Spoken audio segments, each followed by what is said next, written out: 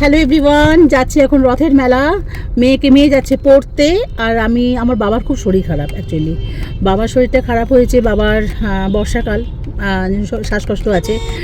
তারপর তবে বাবার কাছেই যাচ্ছি এখন। আর ওখান থেকে আমি একটা টোটো নিয়ে যাব রথের মেলা।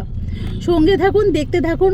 রথ দেখব, রথ দেখাবো এবং জগন্নাথ দর্শনে যাচ্ছি। জানি না ঢুকতে পারবো কিনা, বিশাল ভিড় হয় এখানে। খুব ইচ্ছা আছে মানে জগন্নাথের রথ টানার। রাস্তা দিয়ে যাচ্ছি, রাস্তার লোকজন মোটামুটি, এখানে আজকে প্রচুর ভিড়। খুব ইচ্ছা আছে জীবনে একবার রথ টানার। আর একটা জিনিস জানেন তো, জগন্নাথ দেব কিন্তু আমাদের বছরে একদিন নয়। হরি আমাদের সঙ্গে থাকেন, হরি আমাদের নিঃশ্বাসে থাকেন, শ্বাস প্রশ্বাসে হরি থাকে। হরিকে নিয়ে বলতে গেলে ঘন্টার পর ঘন্টা, 4 ঘন্টাটাও কম। 4 ঘন্টা সিনেমা কেন, 8 ঘন্টা 10 ঘন্টাও লেগে যাবে।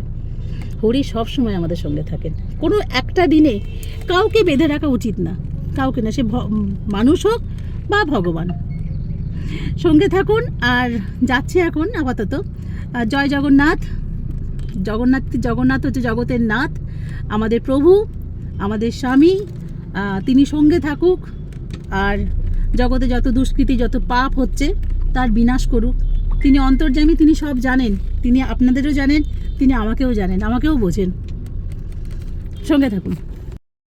এই কথাগুলো বলতে বলতে বাইরের দিকে চোখ যখন পড়লো, তখন দেখে একটা বড় সড়ো কীর্তন যাচ্ছে, কীর্তনের দল, হরিনাম সংকীর্তন। সত্যি কথা বলতে কি, কীর্তন শুনতে বড়ই ভালোবাসি। খুব ছোট থেকে কীর্তন শুনতে যেতাম আমার দিদুর সাথে বিভিন্ন জায়গায়। তা কীর্তনের প্রতি আমার একটা আলাদা রকমের ভালোবাসা আছে। আর এই কীর্তনটা শুনতে শুনতে আমার মনে হচ্ছিল সেই পুরনো দিনের কথা। জগন্নাথ দেব আসছেন দূর থেকে, হঠাৎ করেই তার সাথে আমার সাথে দেখা হয়ে গেল। এটাই বোধহয় প্রভুর ইচ্ছা ছিল যে আমার সাথে তার রাস্তায় সাক্ষাৎ হোক।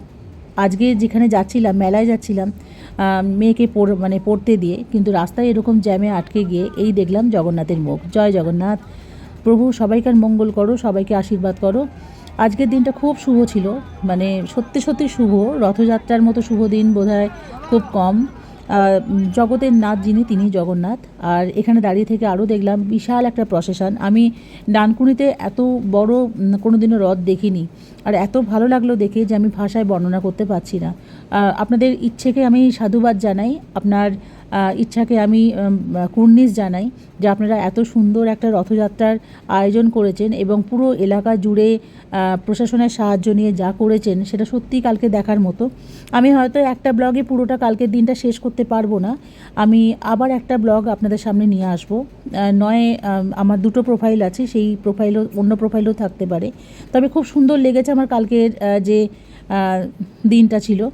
আর সব মিলিয়ে যে আমি যা রথ কাটিয়েছি, যা রথ দেখেছি, তাতে আমার অনেকটাই সেই ভেতরকার যে ইচ্ছেটা, যে রথ দেখার যে ইচ্ছেটা, সেটা অনেকটাই মিটেছে। তবে হ্যাঁ, পুরীর রথযাত্রা দেখার আমার খুব ইচ্ছে রইল।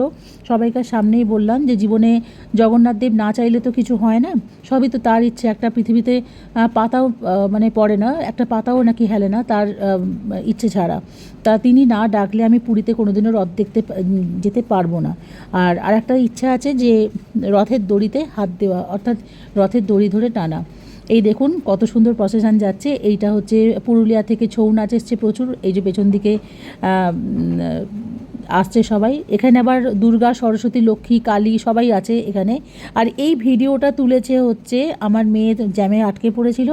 পুরো ভিডিওটা কিন্তু তুলেছে আমার মেয়ে শরণ্যা। আর আমি তার থেকে নিয়েছি, আমি কারণ সামনে বসিনি।